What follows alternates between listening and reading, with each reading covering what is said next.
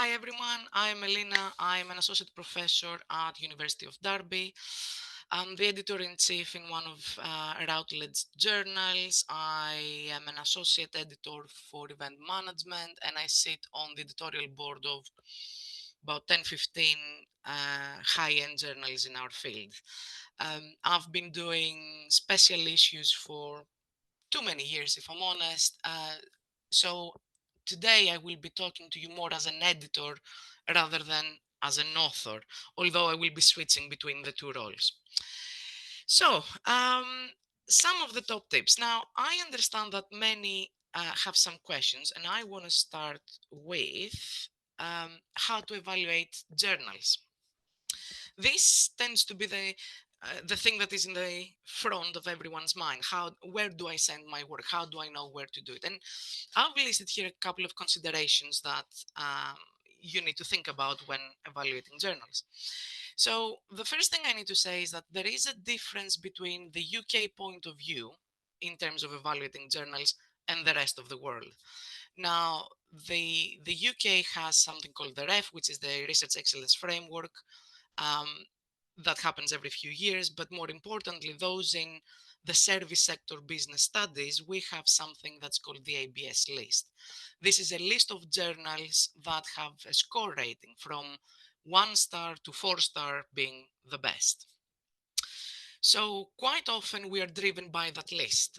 And although technically the ref criteria with the star rating of the journals do not always coincide, there has been some work that shows there is a high and positive correlation between the star rating of the journal and the rating of the actual paper when evaluated for the ref.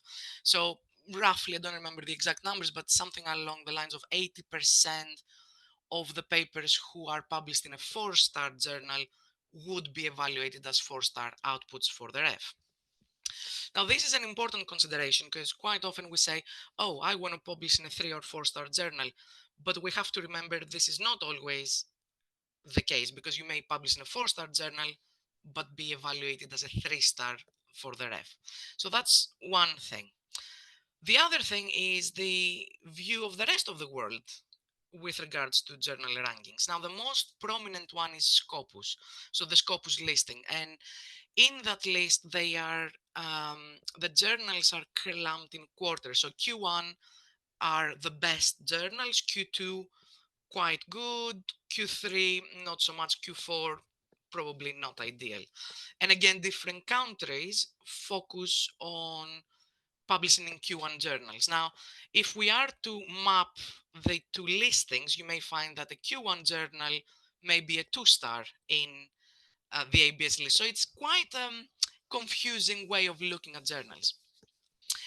But it is important also to have a look at what is the star rating, be it in ABS or in Scopus, Q1, Q2, or whatever, but also how long has that journal been around? Because as journals progress and they mature, they may develop and go from Q3 to Q1 getting better, or from a 2-star journal to a 3-star journal. But equally, they may go the other way around, which that is something quite alarming for a number of reasons. So when you look at the journal, look at their current rating, but it's also worth looking at the previous rating. Another thing that's very important is the impact factor. Do they have an impact factor side score? The rule of thumb is the higher the impact factor, the better it is, because what it means is that the outputs of that journal is shared and read by many others, many other journals, many other authors. Now, in our area, tourism, hospitality, events, and business in general, something with a 5-6 impact factor is really good. Something with around 10 impact factor is fantastic. So it's really good. So again, we cannot make judgments because sometimes there's an impact journal with an impact factor of 4 or 5, but it's very prominent within a particular niche area. So again, there are quite a few things to consider. Um, who is the editor-in-chief and who is on the editorial board? This is an important question because Firstly, it tells you roughly where the journal is situated. So, is it a US-based journal? Is it a European journal? Is it in an Asian journal? And of course, that will have implication in the language you use, the style of writing, perhaps, and also you need to look at the editorial board. Is it an international editorial board, or is it specific to a country or a language? So there are quite a few journals, for example, that publish in Spanish, and their editorial boards are largely Spanish, Portuguese, and Brazilian. So again, if this is the audience, that is fine, but you need to be aware. Ideally, the more international the journal, the more diverse the editorial board, um, the better view you have, or the better opportunities to get yourself out there globally. Who's the publisher? Is it a one of the known publishers, a big publisher, a small publisher? This is not critical in your decision making, but it does help with identifying at least whether it is a respected journal or is it a predator journal. So even on this very basic distinction, it's useful. How long has the journal been about and how many issues per year? Now, this is important because if it is a new journal, normally the impact factor is low, if there is any, and then it hasn't collected enough content for it to get higher metrics. So it may be an excellent journal with low metrics only because it hasn't had the time to reach maturity. So this is not a don't go to young journals. If anything is, please do go to young journals so long as they tick all the boxes above. Um, who has published in this journal? And what authors publish in that journal? So in your field, there will be some prominent authors, more prolific authors. So these are the people you reference a lot, or these are the trendsetters, or those who have established an understanding of whatever issue you're looking at. Where do they publish their work? Because what you want is to engage in those conversations with your peers. If discussions about your topic happen in journal A, B, and C, you want to join those journals where the discussion actually takes place. And are these authors from one country or from many countries? Again, diversity is a good thing always. Are the articles written by a number of different authors or single author? It is always a good idea to have a mix of groups of people working together and then individual authors. Because if you want to publish on your own, um, it is difficult. But would these journals accept single author work? Equally, if you are working in a team, because when you're working in a team, there are more people, more personalities, more conflicts, more conflicts of interest, either with publishers or other authors or reviewers. It can get a little bit muddier. But what do the journals do? Do they accept single authors or multiple authors? And you need to be aware of who's publishing where and what's happening. Then in terms of content, you need to look at what type of content is being published in those journals. So normally we have full articles, research notes, perhaps some case studies. Some journals do systematic literature reviews, so they have sections for literature reviews only. Um, and again, the more diverse the types of output they publish, they the better the journal, because that means that they have diverse audiences looking for different information. So the exposure is a little bit larger. Um, but it's also the quality of articles. So if you're not sure about the metrics or the citations or anything like that, impact factors, have a look at a couple of articles that are published there. And you get a gut feeling whether they are high end or just about, or are they quality papers? Would you like your paper to appear alongside those papers? So there's another distinction there. And very importantly, although I've left it at the end, is the peer review process. So is it a double blind review or not? If it is not, that is a little bit of a red flag, because effectively it means that your work is evaluated by just one person. And if that person, so your fate hangs in the hands of one. Also, the more reviewers there are, the more feedback you get. So the better the chances you get a better manuscript at the end. And although as an author it may feel, oh, I have to address reviewer 1, 2, and 3, and at the time it may feel overwhelming, or you may be upset because people are, judging your work. The bottom line is that at the end, by addressing all these comments, your manuscript will be a lot better, and therefore higher evaluated for ref or whatever research exercise happens in different countries. Um, and the blind is also quite important, if it's blind review or not, because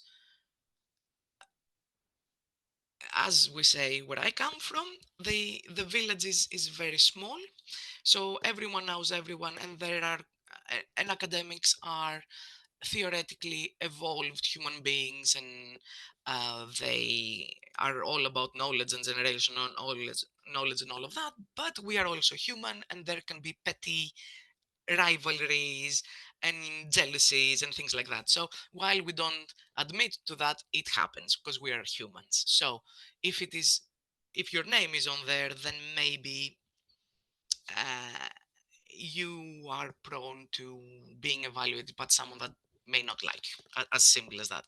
But it's also not rigorous enough. So journals that do not have 2 or 3 reviewers are not rigorous enough to judge and evaluate your manuscript, as simple as that. Now, I know we have some questions at the end, but if you have any burning questions, please feel free to ask me while I'm talking. Um, so I want to move on now to things you need to consider when publishing. So do you have any primary data? And is your data set considerable? So if you have done 10, 15 interviews, you need to understand that that will not fly with 3 or 4 star or Q1 journals, because your data set may be brilliant, but it's quite limited. Equally, if you're doing quantitative and you've done a survey, having 200 questionnaires is not cutting it, because it does not have the reliability um, to generalize any knowledge. So what is your data set? Is it big enough? Is it substantial enough? Because the kind of your data will largely influence whether you need to do further data collection to reach these high-end journals, or you say, okay, this is what I have, but I'm going to a lower start journal because that's what I have. The length of work and the complexity of work. So you may have done a huge project where you have 2, 3 points of data collection. So one approach or one strategy is to use each point of data collection for 3 lower ranked journals, and you have 3 publications, or you do one paper with 2 or 3 points of data collection, and then you say, this is what I've done, big study, lots of information, huge contribution. But then it only gives you one output. Again, this is something you need to consider as part of your portfolio, and where you are in your academic career, whether you're just starting or mid-career or end career. The other thing to consider is, do you sit within one particular discipline, or is it an interdisciplinary project? Because if you have data, or if you're looking at concepts that sit in different bodies of knowledge, it may be that you publish the same work in different avenues when you take different angles in explaining or interpreting your findings. That's another way to look at that. So you also need to look at the number of authors, your collaboration, whether it's multidisciplinary, and your available time, which is very important. How much time do you have to spend on it? Because doing 3 publications require a lot more time than doing this one publication and putting it all together. But again, it depends on personal circumstances and when you are in your trajectory. So some considerations before you start writing include what's your key message, and is there one or more publications coming out of this, whatever project is you're doing? Who is interested in the content? And if multiple audiences are identified, you may need to look at using different channels to reach them.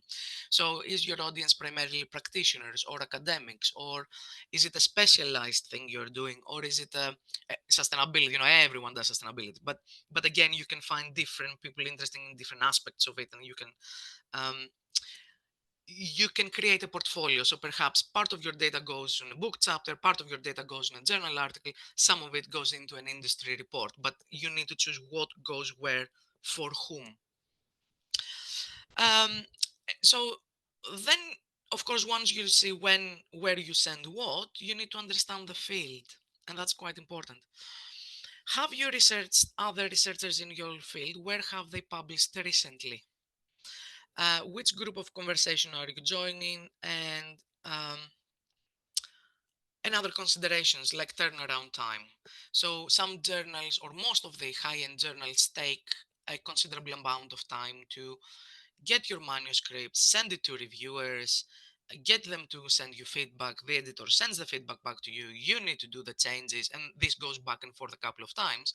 So from the point of submission, an average time of publication is a year later. Anyway, now some journals, particularly some open access and or predatory journals, will guarantee publication within a couple of months. Now, some people who, and non-UK necessarily, some people who go for a promotion and they need to have, I don't know, 3 papers in their bank, they may go down that route. But you have to consider, what does that say for you as a researcher? Because next time you go for your next level up, going to a senior lecturer or associate professor or professor, these papers will be there, and at some point quality is more important than quantity, and this is something we see within the ref within the UK, but other evaluation exercises. So the ABDC in Australia, um, and other countries, and Finland has focused on quality uh, with their list. So lots of countries are now focusing on quality rather than quantity, particularly with this salami approach. I don't know if you've heard of this. So the salami approach is when you have one piece of research and you chop it down into tiny pieces and do lots of similar publications which say more or less the same thing. And you have a long list of publications, but really no contribution or anything significant to say.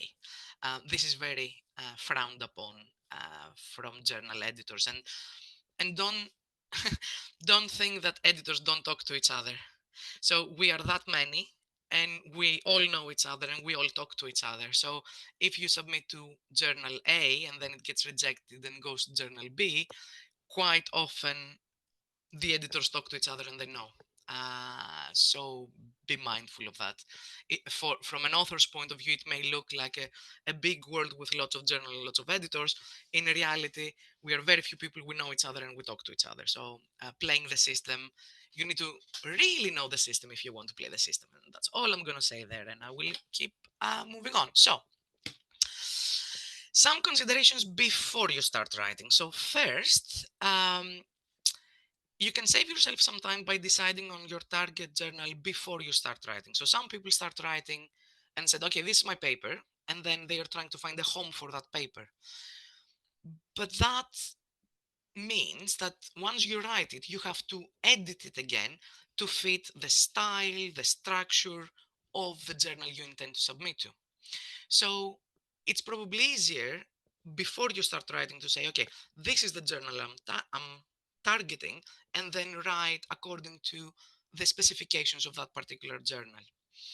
It's not wrong to do it the other way around, it's just more time consuming.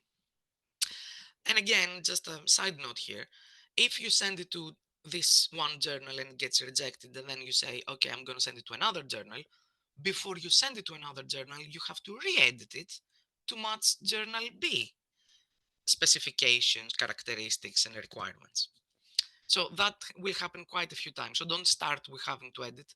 Target one, write for it, and let's move on. So how to start writing? Now, this is a little bit basic, but I felt I had to mention this. So you have to get familiar with the expected structures in the field, what sections are there, what's expected in the section, and how are the arguments constructed. Now, largely in our areas in business, marketing, management, operations, service sector, the idea is you have an introduction, what is the topic, why it is important.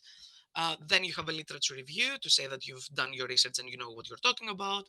Then you explain your methods, methodology, how did you go about doing your research. Then you have the findings. Then there is a discussion. What do your findings mean in light of the wider discussions that are out there? And then a conclusion with a clear contribution to theory, contribution to practice, limitations, and future research. So this is the overall structure of a paper. Now, different journals may have different order of things. So some journals have findings separate or results and discussion separate. Sometimes you have findings and discussion in one chapter. Again, you have to look at the different journals and see how they're doing it.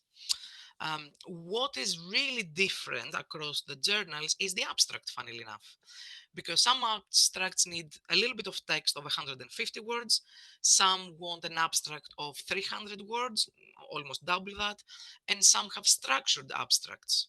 So the abstracts tend to be quite different in the journal. So again, find your journal, see what they are looking for, and start writing for that journal. So you've done your research, you have written your paper, you've looked at the journal, it's ready for submission. So after you've done all that, you're going to the submission stage. So before you submit, lots of journals have checklists, and I have two examples there, one from Annals of Tourism Research and one from Event Management. So and this is just to reinforce the type of formatting you need to do, and that takes a lot of time. It's not conceptual work, but it is very, very, very, very important.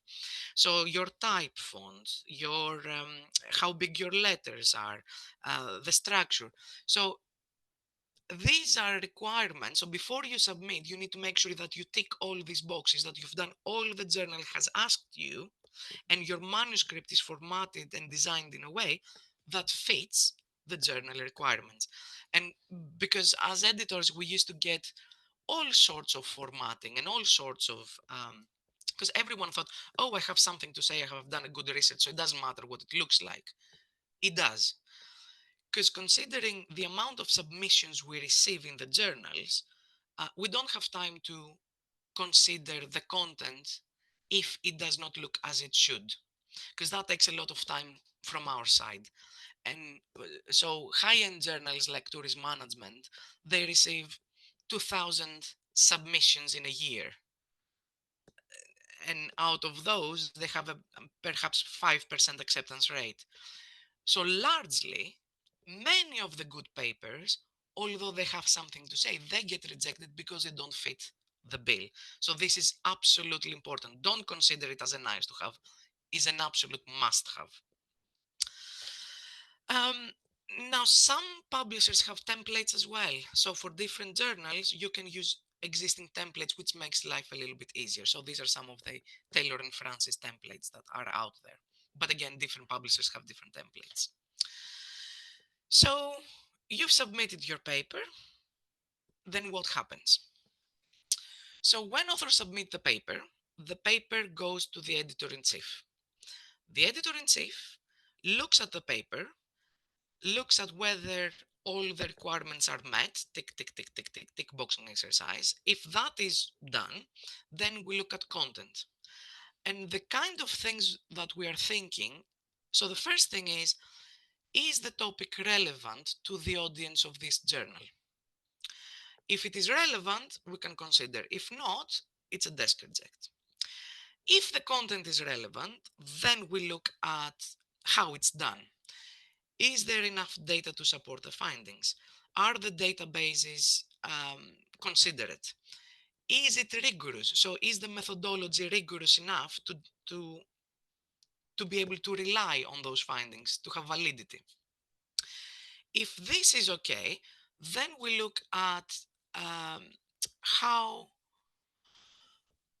many, is this an innovative topic or not? Because if quite often authors in this pressure to publish, they go with Me Too papers. So this is the topic. Lots of people have discussed it, and I agree. My findings agree with existing literature and confirm existing literature.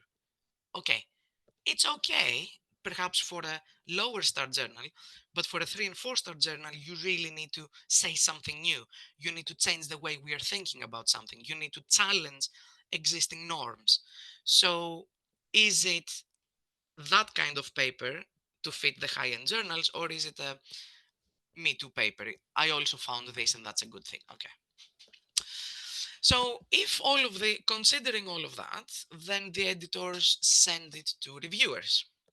Now, from an editor's point of view, I have to tell you that it's really difficult to find reviewers, because we're trying to find the reviewers who are experts in the field, who have an understanding of this particular topic, and then finding availability, because not everyone has time to do the reviews. And engaging with reviewers is quite difficult, because all the reviewers and editors work for free. So someone is actually sacrificing their own time to give you feedback. So the first, so with submission, let's say the editor is happy, has sent it to the reviewers have given you feedback. So what do you need to do? You need to look at that feedback and respond back to the reviewers and the editor. And you need to show that you have actually understood and accepted and dealt with the content that any suggestions or recommendation they have. So the first one is format. Make sure you use a template provided by the journal publisher if they have one. If they don't have one, you make one yourself and have a very clear structure on responding to reviewers. So it's not enough to do the changes in the text, in the manuscript. You need to have a separate document where you actually reply to what feedback you have gotten. So this is an example from the International Contemporary Hospitality Management. And on the one column, you have the suggestions and the comments from the reviewer. And then on the other column, it's your response to those comments. But you see how structured it is. This is what they say, this is what we've done. This is what they say, this is what we've done. This is a different way of doing it. So if some journals do not have this kind of structure template, the previous one being 2 columns, it may be that you create a Word document where you have the comment of the reviewer, and then with a different color or different font, you reply to that comment. And then you have one Word document, comment, reply, comment, reply, comment, reply, and so on and so forth. So the next one is make sure you provide an introduction where you thank both the editor and the reviewers. This is very important. Lots of people skip this text, assuming that I've taken this time and effort to produce this work, and these people are judging me or giving me feedback and are criticizing my work. Now, be kind and grateful. These people take time of their time to give you feedback to make your work better. They are not the enemy, they are your friends. It may feel like an enemy once you first read the comments, but take a breath, step back, think it through, and be kind and grateful that these people are taking the time to do this work for you for free.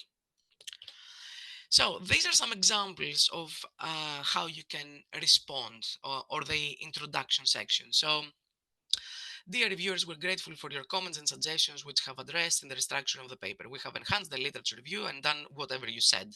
Below, you will see our response to particular comments and suggestions. So, big thank you. This is what we've done, and then you address bit by bit. The green bit here, I would like to thank both reviewers for sharing their constructive comments with me. All comments are useful and have been taken to a specific guideline, blah, blah, blah. So just remember, have an opening paragraph to show your appreciation for them taking their time to give you feedback, and then you go and address the comments one by one specifically. Tip number 3, address all comments, both positive and negative. Quite often, the reviewers will say, oh, you have done a brilliant literature review. However, your methodology needs a bit of improvement and you need to do this, this, this, and this. when someone says you've done a good literature review, don't brush it off. Don't ignore it. Say thank you for acknowledging that we've done a good review. We're appreciative. So you address both positive and negative comments. And again, be kind and grateful. These people take time of their time to help you. Now, these are some examples of what do I mean, how to do it and what not to do. So the first, so a reviewer says, good concept paper, well written and supported with graphics. Thank you for the comment. You don't need to write a bloody essay. You just say, thank you for your comment. Thank you for acknowledging that we've done this and that and that. What you should definitely not do, and this is what you need to remember, is when someone says, please rewrite the sections on this and this has now been completed. No, no. I want you to tell me what you have done, how you have done it, how have you completed it, what page number, and where it is that I can find it. It's very important because this is not, it's almost offensive. Yeah, I've done it. How do I know that you have actually done it? How do you know that you've taken me seriously and addressed my feedback? So uh, this is almost offensive. So please, you may mean well, or you may see it as a tick box exercise, but this gets people really upset. So please avoid this kind of practice. Now, the other thing is being assertive. So some reviewers can be harsh, or they may not really understand what you're trying to say, or they may be the way they express themselves may be a little bit um, combative, or it may be they may not express themselves very nicely. So if you are unclear, or if you think they are wrong, you have the right to challenge that. But the way to do it is also very important. So you cannot get defensive and say, we don't agree, we're not doing it, or what do you know? It doesn't work like that. So it needs to be done in a logical and not emotional manner. That is why it is very important when you get the feedback. Normally, the initial reaction is to get upset. So take a step back, think it through, and then take the time to respond properly. So these are some examples. So when a reviewer says authors do not provide a single working definition on, thank you for your comments. We respectfully disagree, as the worth of the paper lies within its ability to combine concepts of this and this and this. So you can and you should challenge what the reviewers are saying. It's not like a blank thing, oh, I have to do whatever they say. No, you can still have a discussion, a meaningful, constructive discussion with the reviewers. Uh, but how not to do it is, I would disagree with this, and I think the reviewer needs to qualify their statements with some examples. So you're asking the reviewer to report to you, really? No.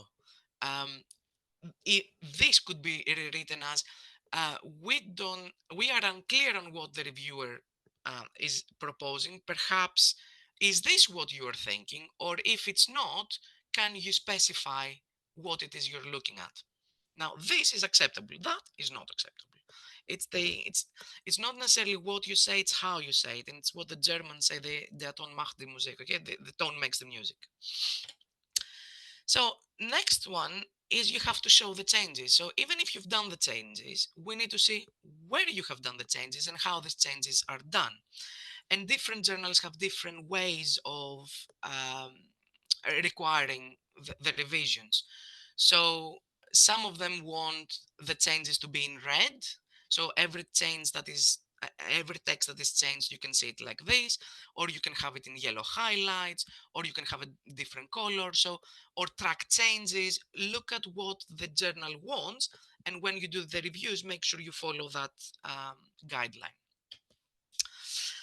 Um, Another thing that comes quite often is reviewers asking you to address literature. So there are many reasons why that happens. It may be that the reviewer wants their publication cited, or it may be that their work is actually relevant and they feel ignored, or it may be that they're promoting their friends' literature and papers, or you may actually have really ignored key elements of that. So you may not have cited enough journal publications from the journal you are targeting. Because as an editor of a journal, I want to see that you are continuing a discussion that has already taken place in the journal. If I already have papers in my journal that discuss this topic and you do not cite them, you're not continuing that conversation. So it's not something necessarily new. I want to see that you are part of this journal, this community that discusses this particular topic, and you need to take it further. So as an editor, I want to see references to the papers that are relevant, ideally within the last 3 to 5 years, because that also helps with my impact factor and citation count. Another piece of game playing, but still you need to be aware of that. Another thing is the reviewer A versus reviewer B. So quite often you have reviewer A saying delete this section, and then reviewer B saying expand on this section. Now you are the person who needs to make the final decision whether you actually delete a section or expand the section. But what is important to remember is that sometimes you can use the arguments of reviewer A to respond to reviewer B and the other way around. So this is just an example. Now be gentle with whichever reviewer you're letting down, but be mindful to explain why you do what you do. Uh, so be kind enough to the reviewer you ignore and show that you understand why they asked you to do what you did. So we understand that our section on political ecology was not well substantiated and lacked grounding on the relevant literature. Rather than remove it though, as you suggest, we have chosen to follow the advice of reviewer 2, who suggests to expand it by engaging with recent literature on the topic. So you can use reviewer A and reviewer B, uh, and you need to understand that where they're coming from and why you're not following that advice. Next one is very important. Absolutely do not make additional changes than what is requested. Sometimes people feel a revision is an opportunity to rewrite some of the text initially submitted to make it better. But this is really wrong, because if you do, you effectively create a new document that needs to go to the start of the queue and be revised again. So only address the changes that you've been asked to do. Now, okay, if there is a spelling mistake here or a grammar error there, yes, of course you can do this kind of changes, but do not rewrite sections because you feel it's an opportunity to make it better. Because that means that you have to go back to the start of the queue and start the process of review again. So the next bit is responses, documentation, and the manuscript. When you do the revisions, you have to do the revisions in text and write what you have done in the response document. You cannot just do the changes in the document and then not respond to reviewers, or respond to reviewers but not highlight where the changes have taken place. So it's important to say, we have addressed this comment, we have rewritten this paragraph, which now is on page 10, paragraph 3. And then you highlight it in whichever way the journal wants. So it has to be very specific, because as a reviewer, you need to show me where the change is done, so you give me the shortcut. I'm not going to go through all the document again to try and find where you have addressed which comment.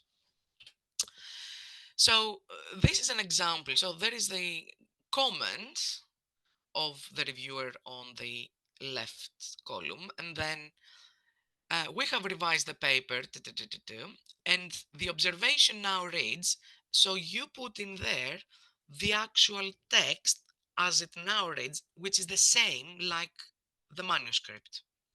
Now, you can do it for smaller paragraphs, but if they have asked you to rewrite a bigger section, of course, you're not going to put the full section there. But for different comments that can be addressed, you can actually show in both the manuscript and the reviewer's documents. And I know I've said quite a few things, and I assume that there are lots of questions now. So, any questions? Well, first of all, before we get to any questions, Eleni, I just want to say a massive, massive thank you for the session today. I'm trying to